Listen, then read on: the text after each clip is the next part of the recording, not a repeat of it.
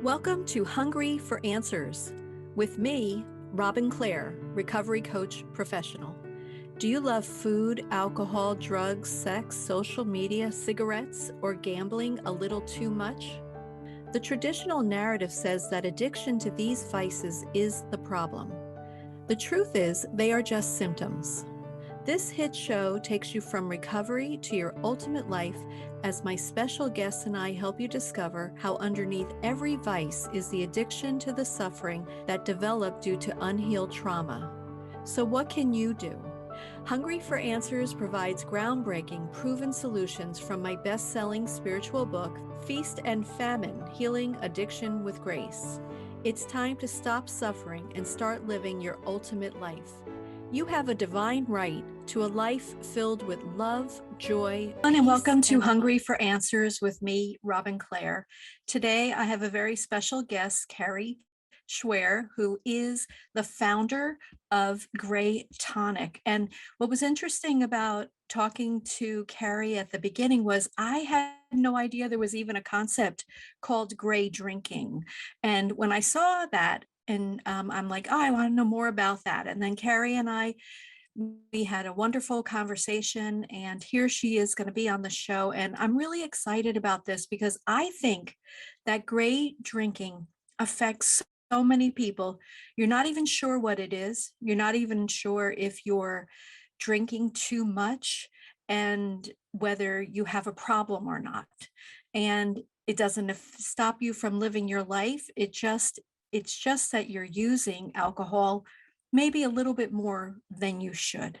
So everybody, let's welcome Kari to the show. Welcome, Kari. Thank you so much, Robin. Great to be here with all of you today. Yes, that's awesome. So the first question I always ask all my guests is, have you ever been so hungry for answers in your life that you absolutely did not know where the answers would come from? Oh my gosh. I think that's a weekly thing. I really do. I think we gotta, we have these moments where we have to dive really deep. And sometimes that can feel excruciatingly painful at times.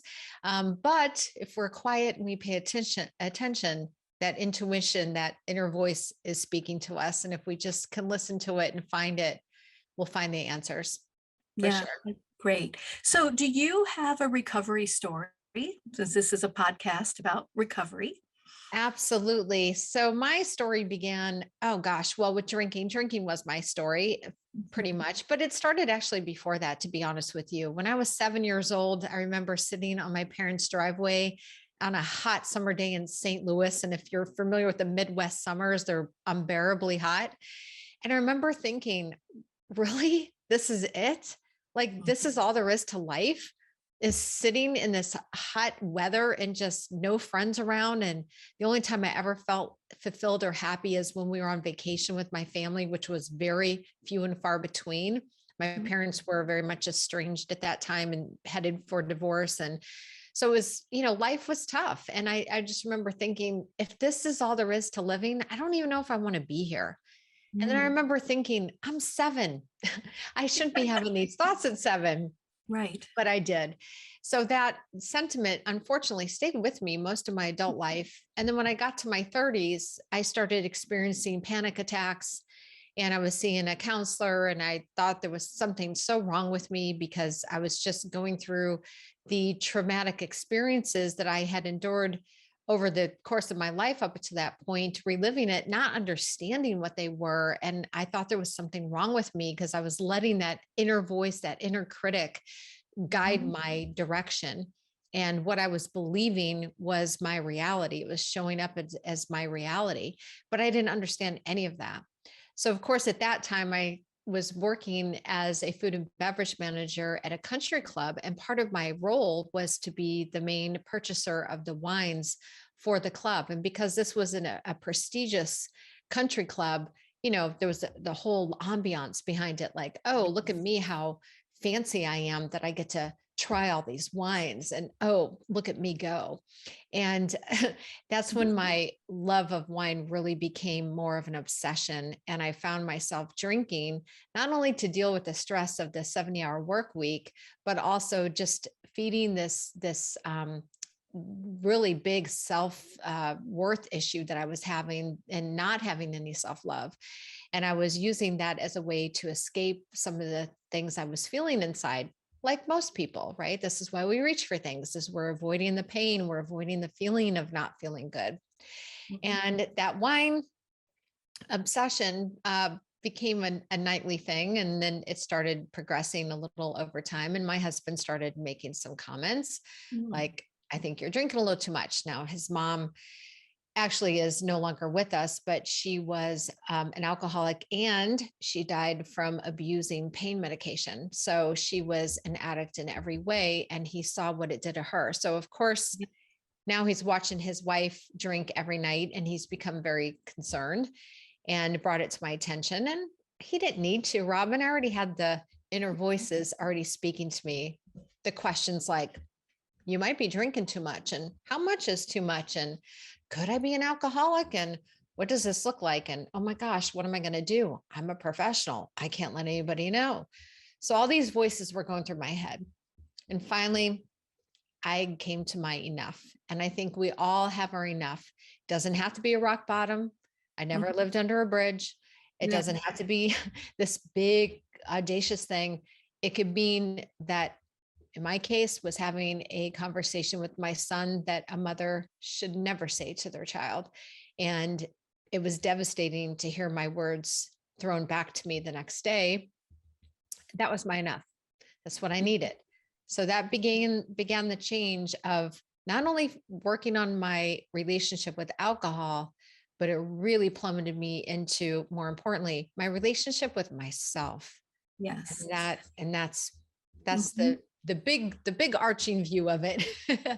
And when I was on your website and I was reading your story, I copied something down that I thought I really wanted to, this quote from you, which was, I had no rock bottom or any life altering changes. The truth was I was living a double life between normalcy and gray area drinking. So I'm going to get to the gray area drinking, but one of the things that I discovered in writing Feast and Famine is that most people don't have a rock bottom that they're aware of.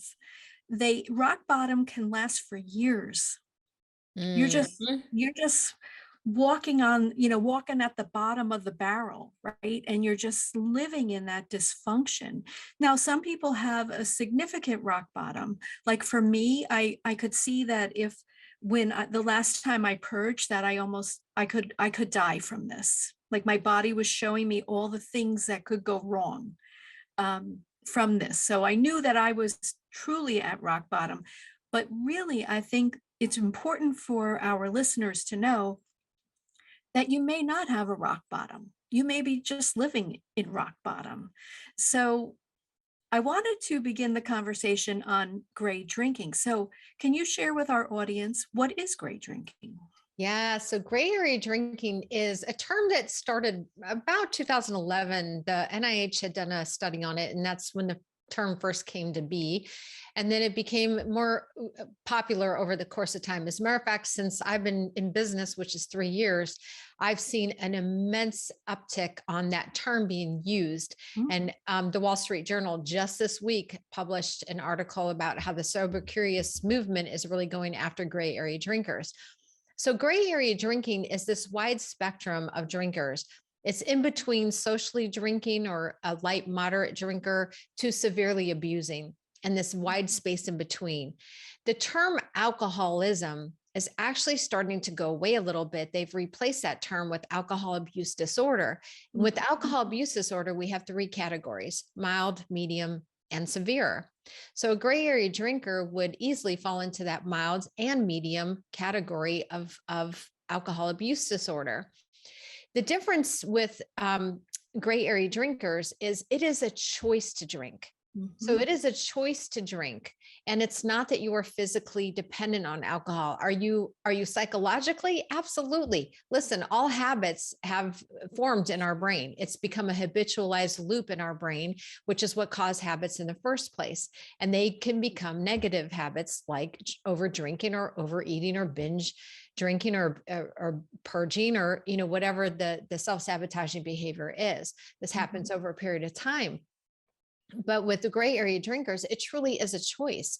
So if somebody decides that, I want to cut back on my drinking, and they find that they can do it successfully for a period of time, but they end up going back, that doesn't necessarily mean that they have this severe abusive relationship. It means that they haven't quite yet figured out what is causing the drinking behavior in the first place. And that's the work that I get to do with my clients, is really helping them understand what is that drive, what is that pull, and understanding how their brain is being wired and what their triggers are and what their patterns are. Once they start to recognize some of those patterns and we can interrupt those patterns, that's when they start to make progress. So it doesn't have to be this physical dependency, although we can confuse that sometimes. Yeah, I think we can, because I think that, there's not only just physical addiction, there's emotional addiction and spiritual addiction. And so we know, those of us who work within the holistic arts, which you do based on everything I've studied about your work, we have to look at and see that the person is mind, body, spirit, and emotion, right? And so gray area drinking may not have the same physical attachment that someone who has alcohol abuse disorder, but there are a lot of other things going on for them as to the reason why they're needing to drink, let's say on a daily basis, at night, after work, or during the day. So we're going to be heading towards the break soon. And when we get back, we're going to talk about how much is too much drinking, and can you be successful and drink too much, all of that kind of good stuff. And what does gray area drinking mean for intimacy? And how does the media influence us? So we're going to come right back in a minute to Hungry for Answers. That's what you're listening to. And this is Robin Clare, and we'll be right back.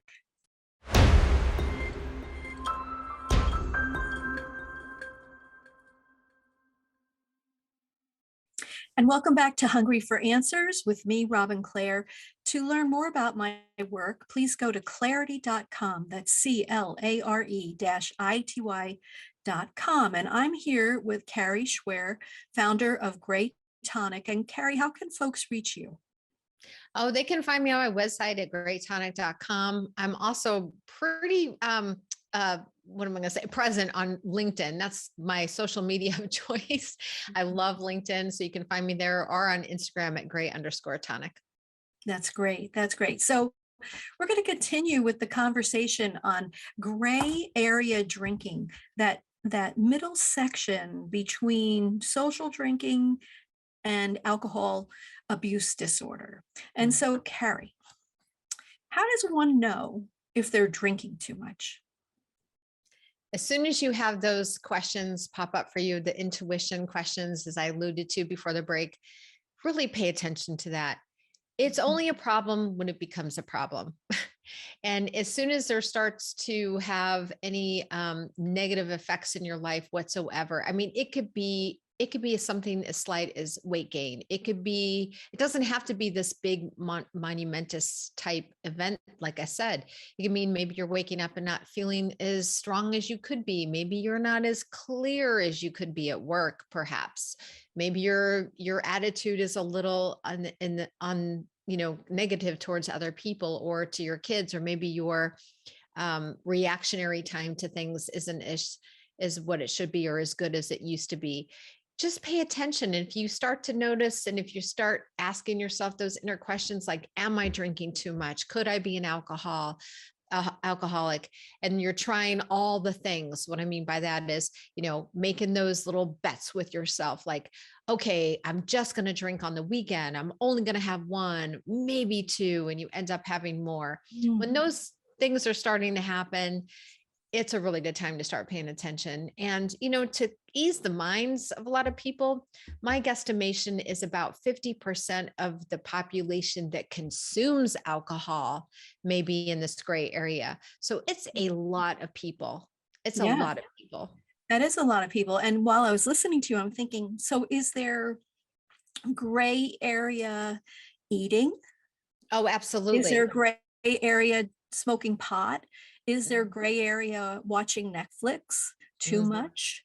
Right. So, for those who are thinking, well, I don't drink, I invite you to listen to this conversation with perhaps the vice or habit that has become too much a part of your life at this time. Would you agree? Yes, and I'll take that a step further. So, my coaching practice is really all about the gray areas in general. And this Mhm. can mean, staying in a toxic relationship or with a spouse that you're pretty much just roommates, and that's about it. That's a gray area in a relationship.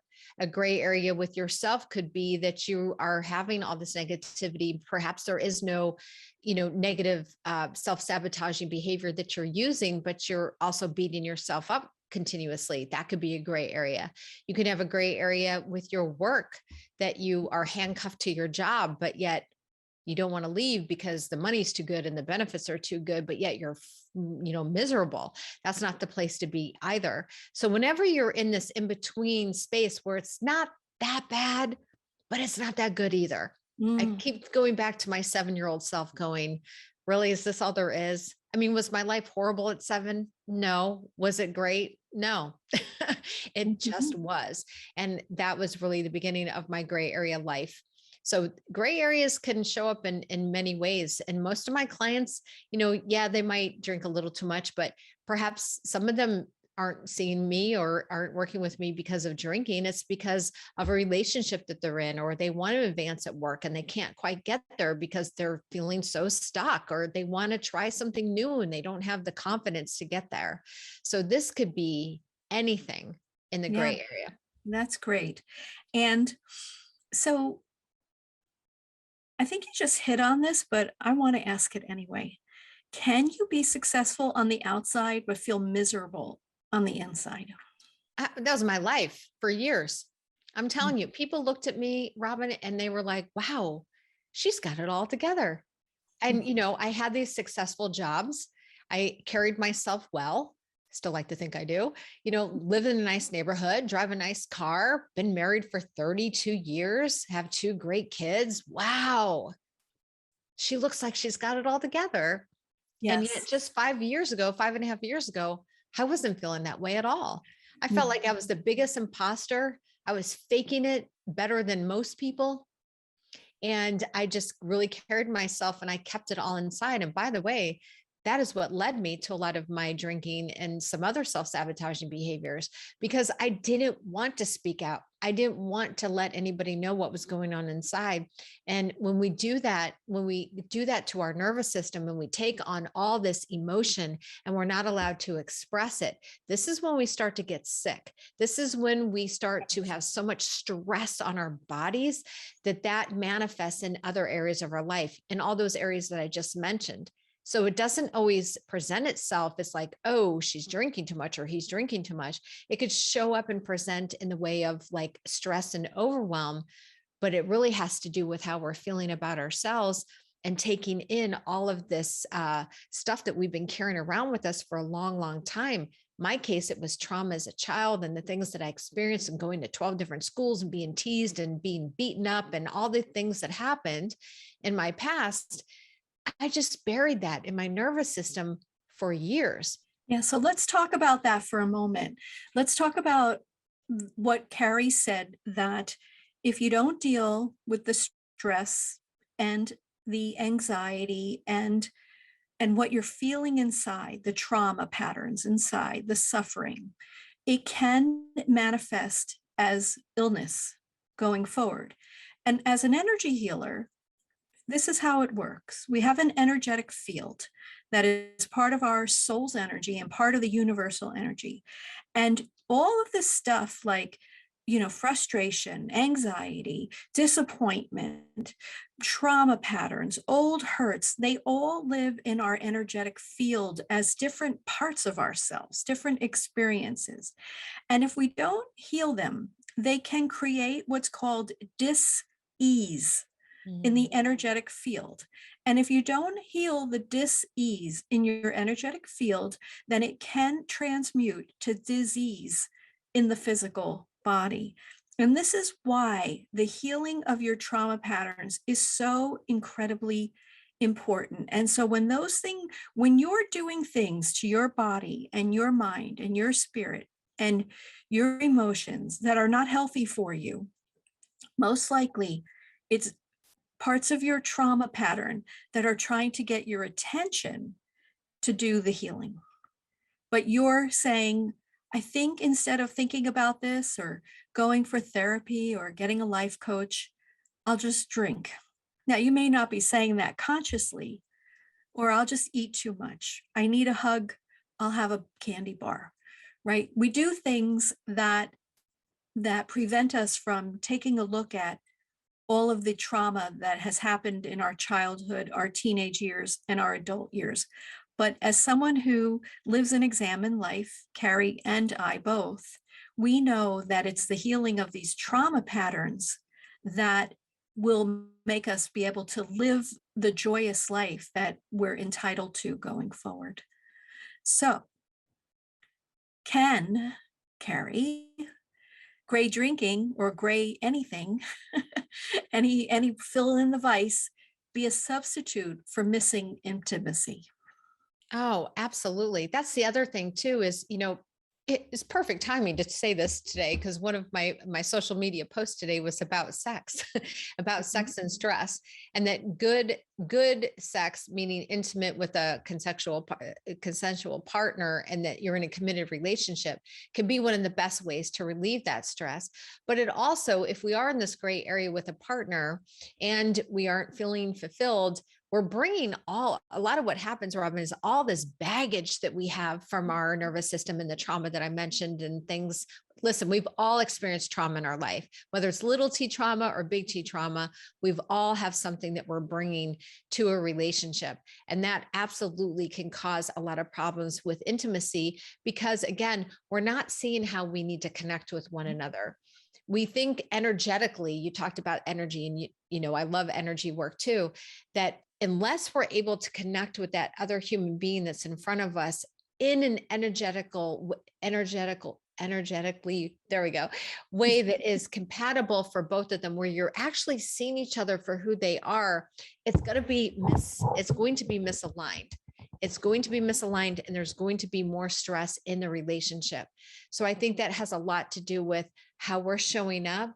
If we've healed ourselves, if we've taken the time to do that self-development work for us to get whole and healthy, so we can be that to our partner. And if there are some things that are going on with that relationship, it is time to look inward, not look at your partner to fix everything. It's a partnership is 100%. It's not 50-50. And I think that we forget that.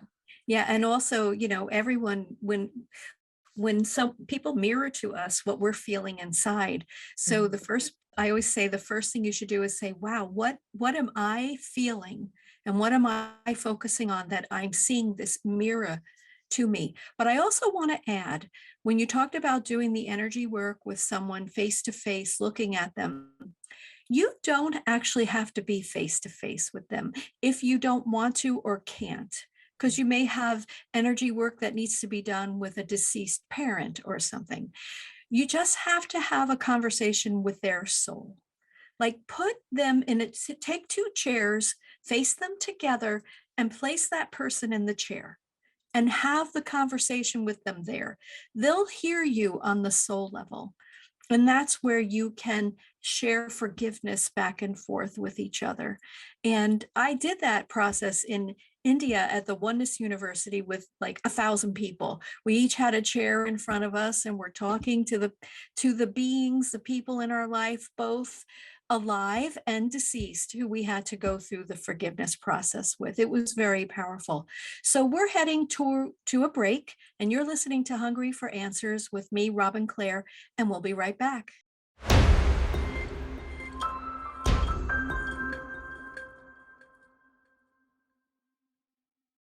And welcome back to Hungry for Answers with me, Robin Clare. And so I'd like to just give away a copy of Feast and Famine, Healing Addiction with Grace. And if you would like to receive that, please call the studio at 1-800-930-2819. And again, that's 1-800-930-2819.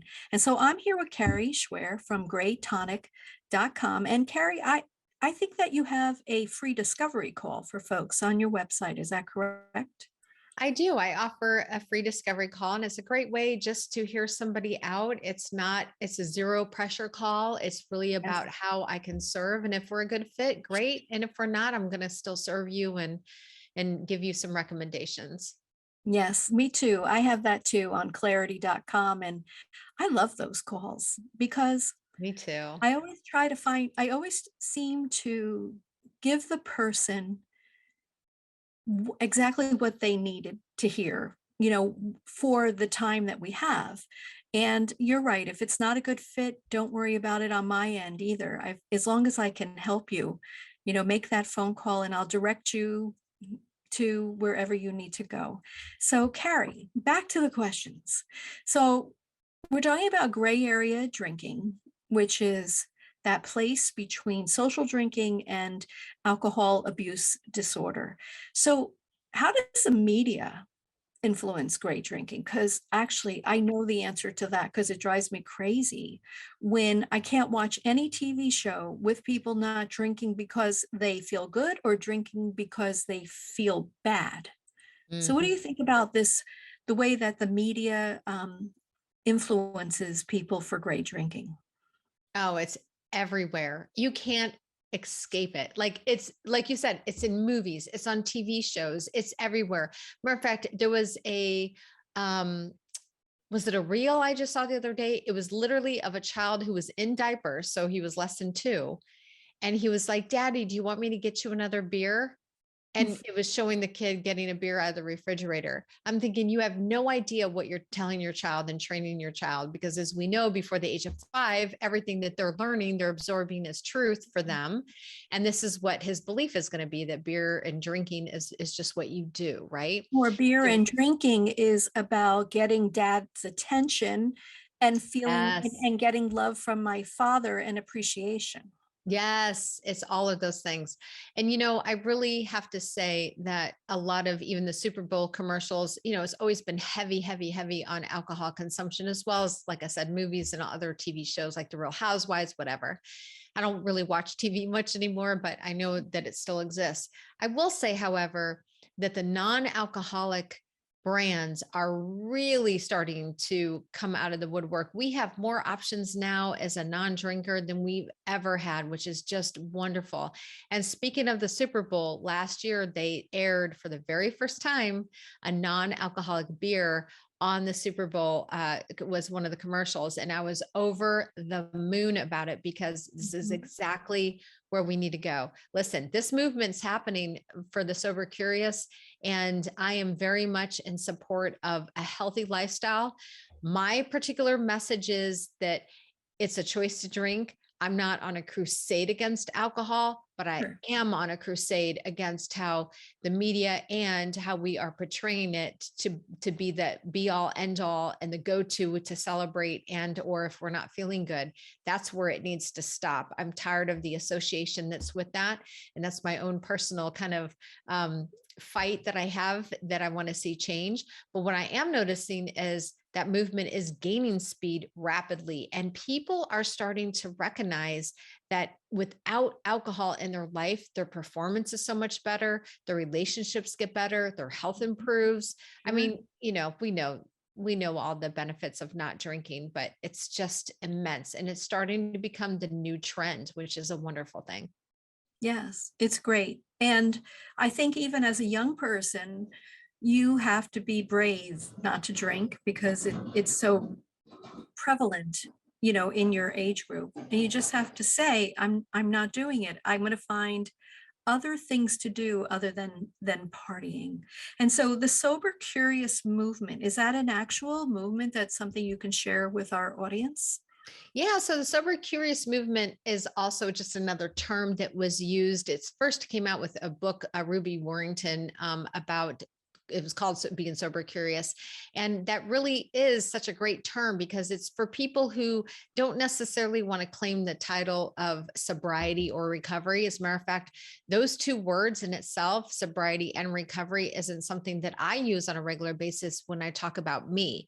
I don't look at myself as being in recovery or even that I'm sober, although I am over 5 years. I say that I'm alcohol free. So it's just another term, another way of looking at it. But I like the word sober curious because it's a way for people to dip their toe into what that might look like without them feeling like they're committing to something.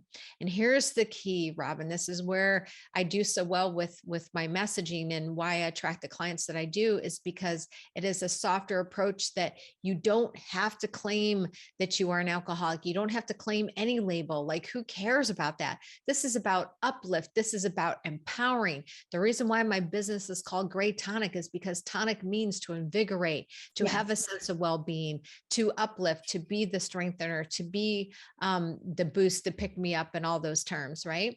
So it's really about that. It's about empowering others to be, have, and do what they really want, and to close that gap on the things that they're not happy with, to help them. I mean, at the end of the day, that's what we all want.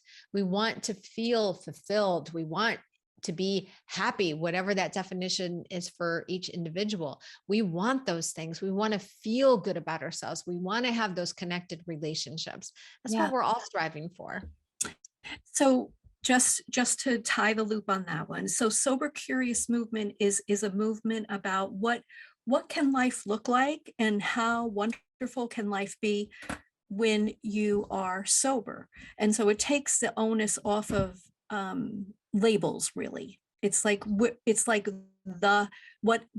does life look like when you're sober? Is that correct? Yeah, and that's exactly it. It's about what does that life look like if I don't have alcohol? And really the bigger question too for a lot of people, especially in the beginning, is what will my social life look like? I mean, that's the number one thing that they're worried about, is how am I going to tell people? They're going to think something's wrong with me. A lot of the fear that a lot of people have is what others are going to think. Here's the newsflash.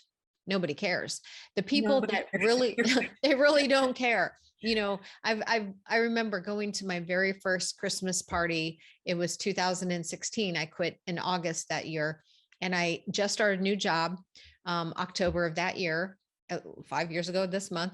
And we had our Christmas party. So I walked into this party going, like, I mean, you might as well had a sign on my head that said, a problematic drinker, not drinking, something's wrong with me. I mean, that's literally how I felt.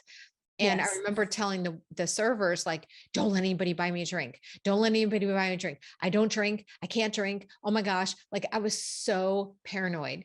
And at that time I was attending AA, which is a great program. It wasn't a great fit for me because I didn't identify as alcoholic. And I believe strongly that I was a gray area drinker and former gray area drinking. So it wasn't a great fit for me, but I was so paranoid going into this party. And I realized, nobody cares.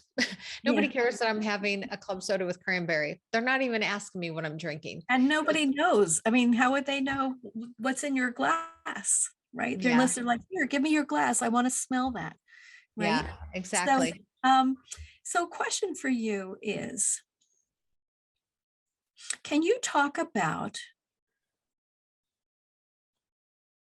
how does one recognize that they have a problem when society may declare that they don't?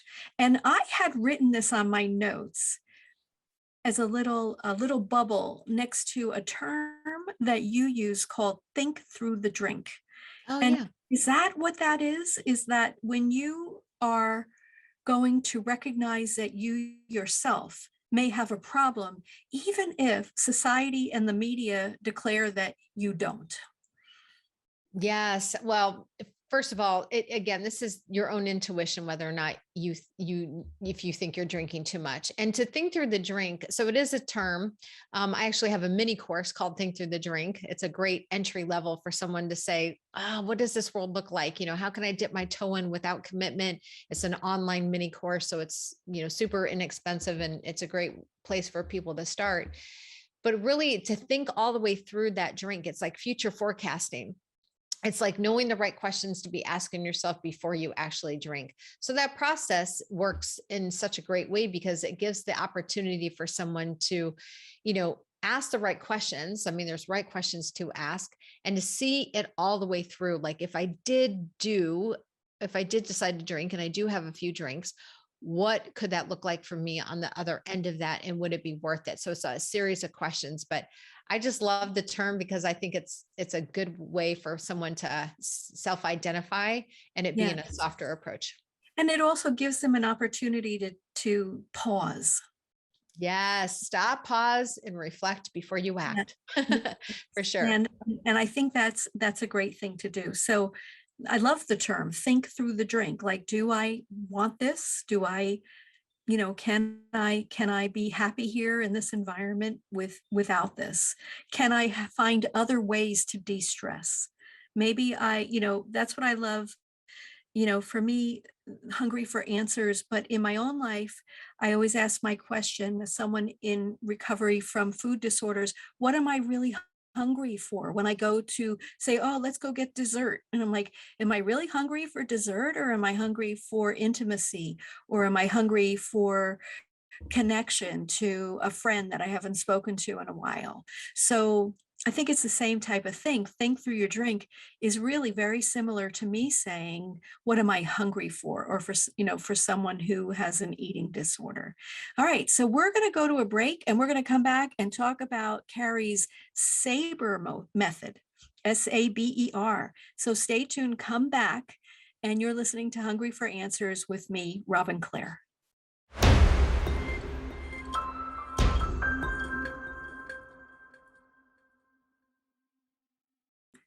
And you're back with me, Robin Clare, on Hungry for Answers. I'm here with my guest, Kari Schwear. And to reach Kari, can you just remind everybody how they can connect with you?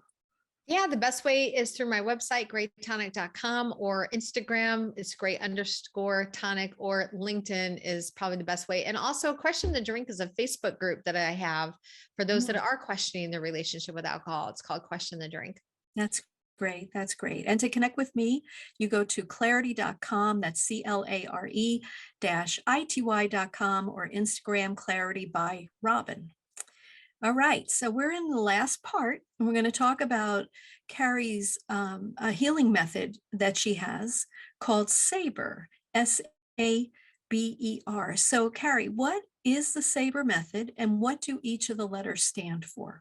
Yeah, I want to tell the brief story. I'll make it super short. Yes. How the SABER method came to be out of my own experience. So I was a year and a half alcohol free. I walked into the grocery store after a hellish day at work, and all the triggers were there. I was upset with my boss. I had a hard day. I had to rush home. I had to stop at the grocery store. I just wanted to go home and eat. I didn't want to have to stop and pick up anything for dinner, but I needed to.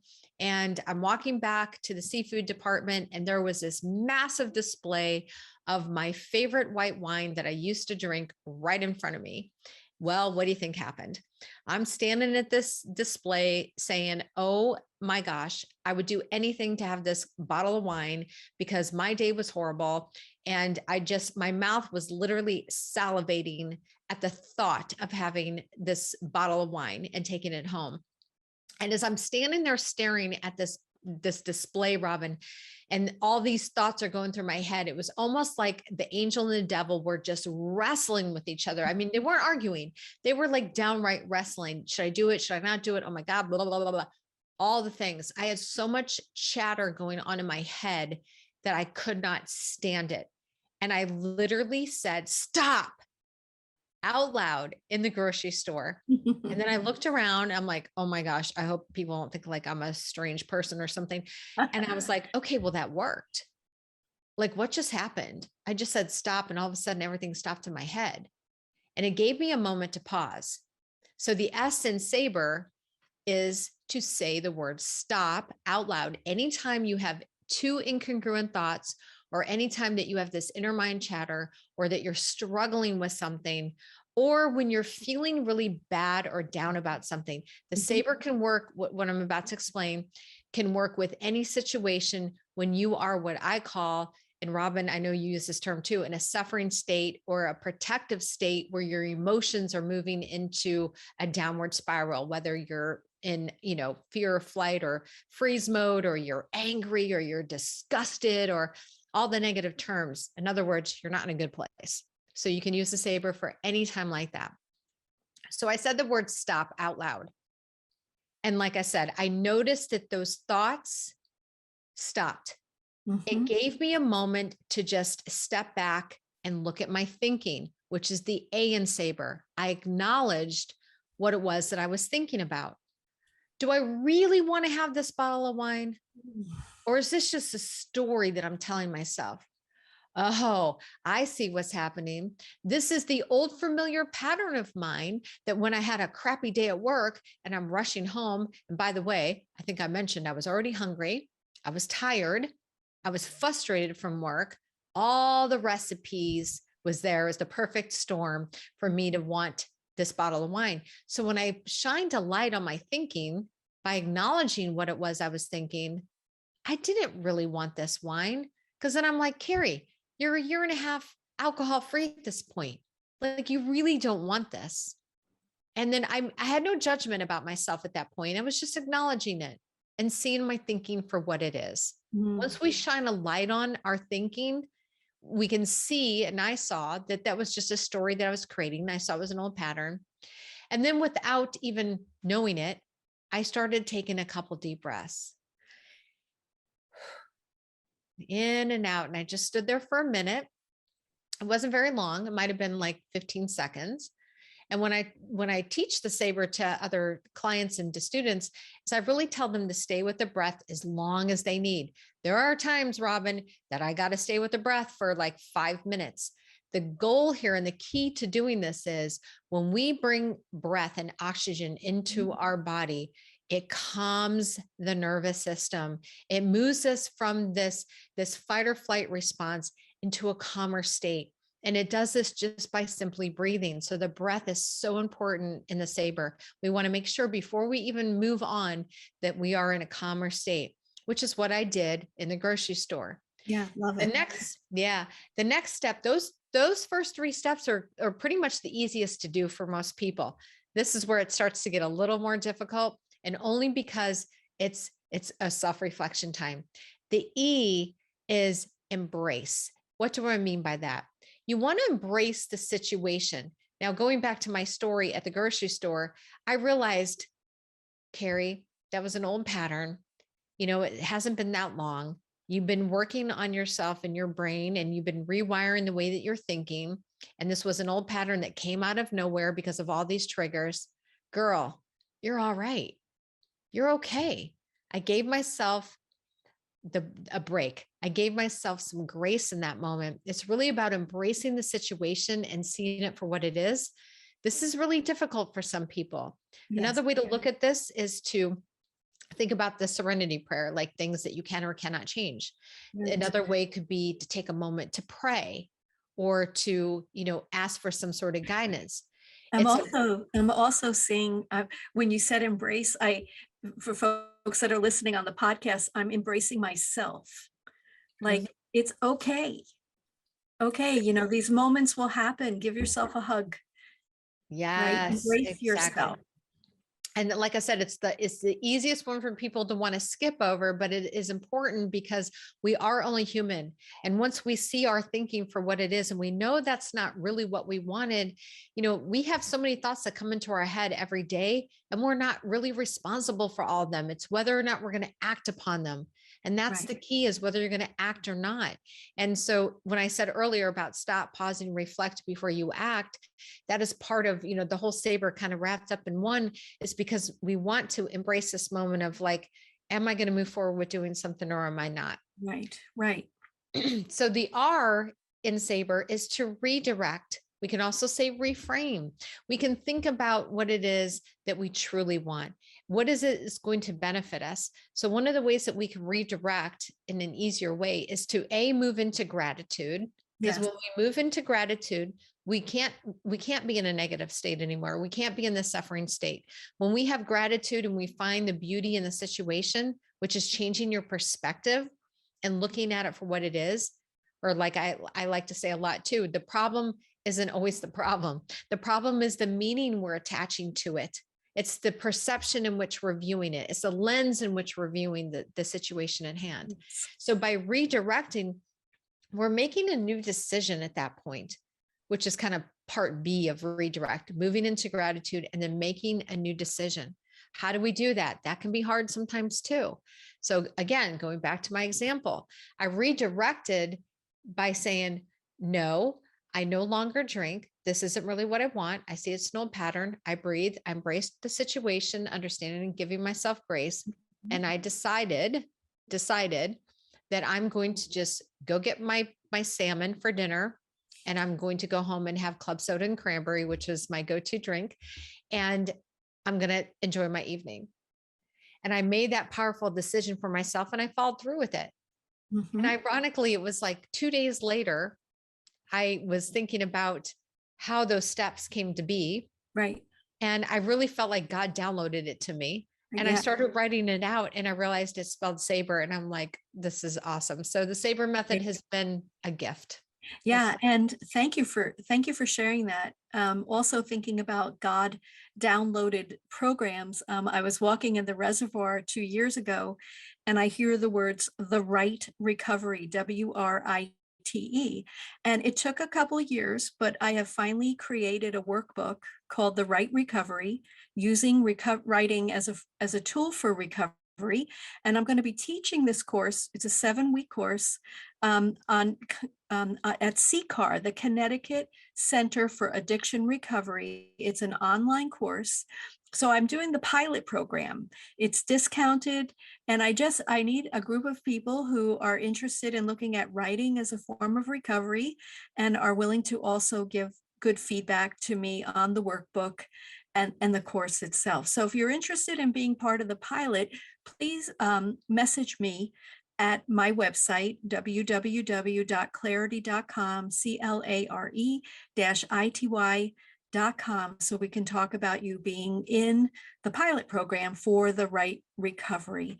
And so, Kari, thank you so much for being with us today, talking about gray area drinking and the saber method.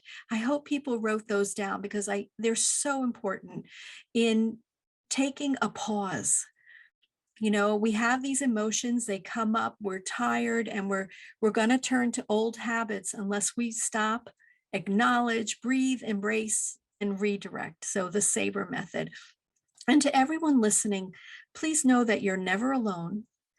If you're struggling with addiction, there are always wonderful groups that you can talk to. There's therapy, there's life coaching. There's also the idea of going inside and listening to your own intuition, as Kari talks so much about today. Find that inner divinity inside of you through meditation, through walking in nature, and know that your soul is ready to help you and that your guidance within the non-physical realm is just as ready to help you as the guidance that you can also get in the physical world. And so we've had a wonderful program here. Thank you for joining us, and we'll see you next time on Hungry for Answers. Thank you for tuning into Hungry for Answers.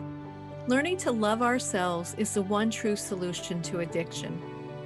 Make a commitment to healing today and see how you can reach your ultimate potential. Remember, you have a divine right to a life filled with love, joy, peace, and abundance. To learn more about me and my offerings, please go to clarity.com. That's Clare, CLARE-ITY.com. See you next time.